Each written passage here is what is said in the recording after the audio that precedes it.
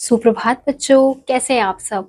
उम्मीद करती हूँ आप सब अच्छे होंगे। तो बच्चों, आज की कक्षा में हम पढ़ने वाले हैं अध्याय नंबर 14, जिसका शीर्षक है नालंदा विश्वविद्यालय। तो बच्चों, इस अध्याय में हमें यात्रा वृतांत दिया गया है। तो सबसे पहले हम देखेंगे कि हमें यहाँ पे एक चित्र दिया गया है और उस आधार पे हमसे कुछ प्रश्न पूछे गए हैं। काशी विश्वविद्यालय कहाँ स्थित है? तो हम देख सकते हैं काशी विश्वविद्यालय बच्चों वाराणसी में स्थित है। अगला प्रश्न है काशी विश्वविद्यालय की स्थापना किसने की थी? तो बच्चों, काशी विश्वविद्यालय की स्थापना मदन मोहन जी ने की थी। अगला प्रश्न है किन महान व्यक्तियों ने इस विश्वविद्यालय से शिक्षा प्राप्त की थी? तो बच्चों, मदन मोहन जी ने भी यहीं से अपनी शिक्षा प्राप्त की थी। अगला प्रश्न है काशी विश्वविद्यालय किस कारण से प्रचलित है?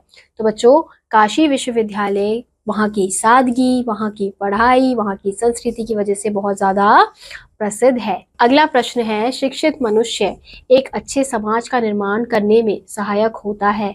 अपने विचार व्यक्त कीजिए। तो यहाँ पे हमें बताया गया है कि जो शिक्षित मनुष्य होता है वो अच्छे समाज का निर्माण करने में बहुत ज्यादा सहायक होता है। यानी कि जो शिक्षित इंसान होता है, व्यक्ति होता है, वो क्या चाहता है कि उसका समाज कैसे निर्माण करे, तो वो उसके लिए अलग अलग कार्य करता है।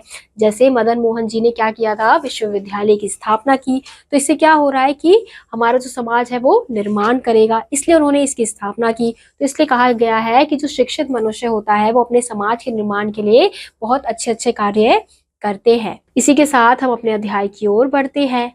नालंदा एक प्रशंसित महाविहार था जो भारत में प्राचीन साम्राज्य मगध, जिसे आधुनिक बिहार कहा जाता है, में एक बड़ा बौद्ध मठ था।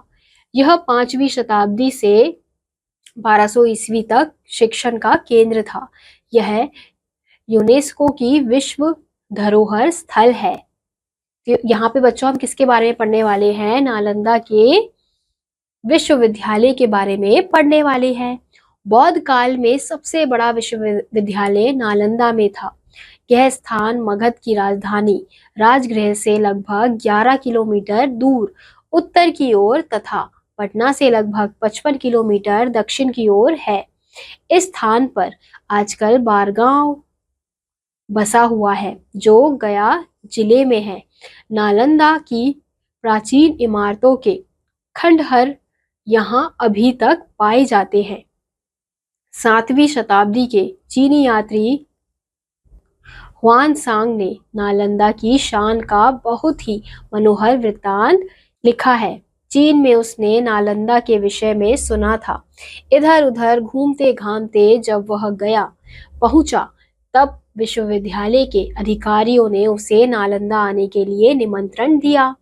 इससे उसने अपने आप को धन्य समझा। वहां पहुंचते ही उसके हृदय पर ऐसा प्रभाव पड़ा कि वह तुरंत विद्यार्थियों में शामिल हो गया। तो यहाँ पे बच्चों हमें नालंदा विश्वविद्यालय के बारे में बताया जा रहा है कि आज तक उसमें क्या पाई जाती है, नालंदा की प्राचीन इमारतों के खंडहर यहाँ पे अभी भी पाए जाते हैं। और 7वीं शताब्दी में एक चीनी यात्री हुआसांग ने नालंदा की शान की बहुत ही मनोहर वृत्तांत लिखी है। और चीन में उसने नालंदा के विषय में सुना था। तो इधर उधर घूमते घामते जब वो गया तो विश्वविद्यालय के अधिकारियों ने उसे नालंदा आने के लिए निमंत्रण दिया। तो उसने और इस चीज के लिए उसने अपने आप को धन्य समझा। और वहां पहुंचते ही उसके हृदय पर ऐसा प्रभाव पड़ा कि उसने उस विश्वविद्यालय में वो क्या हो गया, वहां का विद्यार्थी बन गया, यानी कि अपना दाखिला वहां पर करवा लिया। वह चीनी यात्री नालंदा की सुंदरता और पवित्रता देखकर लट्टू हो गया। ऊंचे ऊंचे विहार और मठ चारों ओर खड़े थे। बीच बीच में सभा भवन और विद्यालय बने हुए थे। ये सब समाधियों, मंदिरों और स्पूतों से घिरे हुए थे। उनके चारों तरफ बौद्ध शिक्षकों और प्रचारकों के रहने के लिए चौमंजिली इमारतें बनी हुई थी। ऊंची ऊंची मीनारों और विशाल भवनों में नाना प्रकार के बहुमूल्य रत्न जड़े हुए थे। रंग बिरंगे दरवाजों, छतों और खंभों की सजावट को देखकर लोग मुग्ध हो जाते थे। विद्यालय के शिखर आकाश से बातें करते थे। मीठे और स्वच्छ जल की धाराएं चारों ओर बहा करती थी और सुंदर खिले हुए कमल उनकी शोभा बढ़ाया करते थे। तो यहाँ पे हमें बताया जा रहा है कि वो कितना सुंदर विश्वविद्यालय नजर आता था।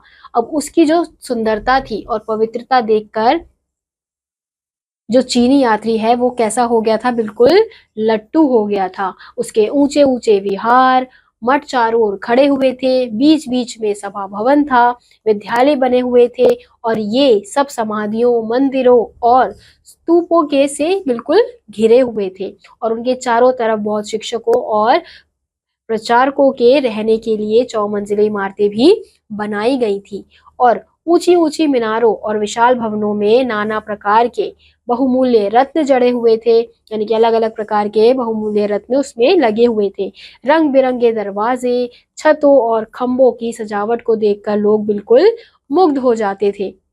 विद्यालय के शिखर आकाश से बातें करते थे, यानी कि वो जो विद्यालय था वो बहुत ज्यादा ऊंचा था, तो ऐसा लगता था कि उसके शिखर जो है वो आकाश से बातें कर रहे हैं। मीठे और स्वच्छ जल की धाराएं चारों तरफ से बहती रहती थी और उसके आसपास सुंदर खिले खिले कमल उसकी शोभा बढ़ाते थे। नियम और सुप्रबंध के विचार से नालंदा विश्वविद्यालय अद्वितीय था। विश्वविद्यालय के विहारों में 10,000 भिक्षु विद्यार्थी और 1,500 अध्यापक रहते थे। केवल दर्शन और धर्मशास्त्र के ही 100 अध्यापक थे। इनसे संबंध रखने वाला पुस्तकालय 9 मंजिला था, जिसकी ऊंचाई लगभग 90 मीटर थी। उसे महाराज बलादित्य ने बनवाया था। इसमें बौद्ध धर्म से संबंधित सभी ग्रंथ थे।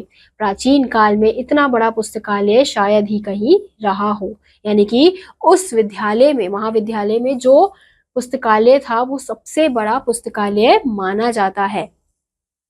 दुनिया में आजकल जितने विश्वविद्यालय हैं उन सब में विद्यार्थियों से फीस ली जाती है, पर नालंदा के विश्वविद्यालय की दशा ठीक इसके विपरीत थी।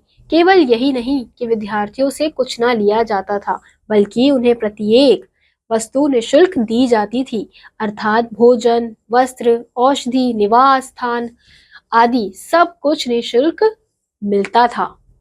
तो बच्चों, आजकल के विश्वविद्यालयों में क्या होते हैं, बच्चों से फीस ली जाती है, लेकिन नालंदा का जो विश्वविद्यालय है उसमें अलग बात क्या थी कि वहां पे बच्चों से कुछ लिया नहीं जाता था, बल्कि उन्हें मुफ्त में चीजें भी दी जाती थी।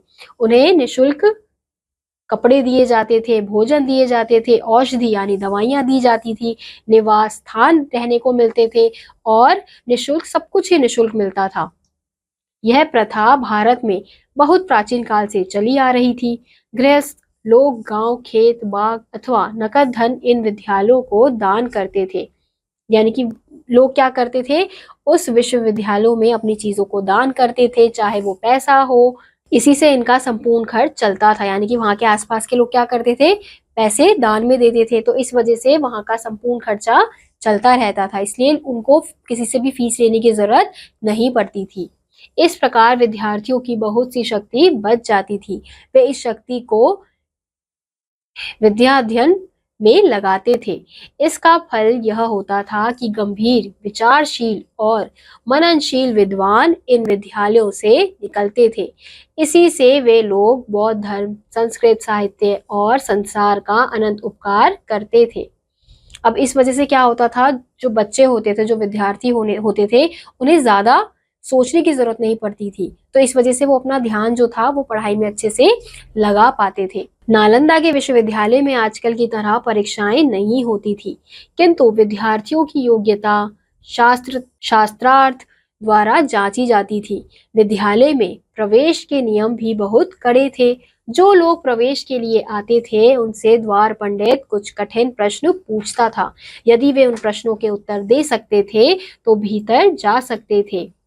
तो बच्चों, नालंदा का जो विद्यालय है, अब आजकल क्या होता है, विश्वविद्यालयों में परीक्षाएं ली जाती हैं, लेकिन वहां पर क्या होता था, वहां पे योग्यता शास्त्रार्थ द्वारा जांची जाती थी और विद्यालय में प्रवेश के लिए कुछ कठिन नियम बनाए गए थे कि वहां पर द्वार पंडित उनसे कठिन प्रश्न पूछेगा और जो भी उस प्रश्न का उत्तर दे पाएगा वही अंदर जा सकता है।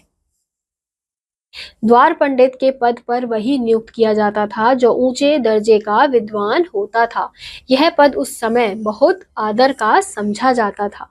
भीतर जाने के बाद शास्त्रार्थ के द्वारा उनकी योग्यता की परीक्षा ली जाती थी। उसमें वे अपने को जिस किसी कक्षा के योग्य और गुणवान मनुष्य जिस किसी कक्षा के योग्य सिद्ध कर सकते थे, उसी कक्षा में वे विद्यालय में प्रवेश पा सकते थे। तात्पर्य यह है कि अच्छे, बुद्धिमान, योग्य और गुणवान मनुष्य ही विश्वविद्यालय में प्रवेश पाते थे।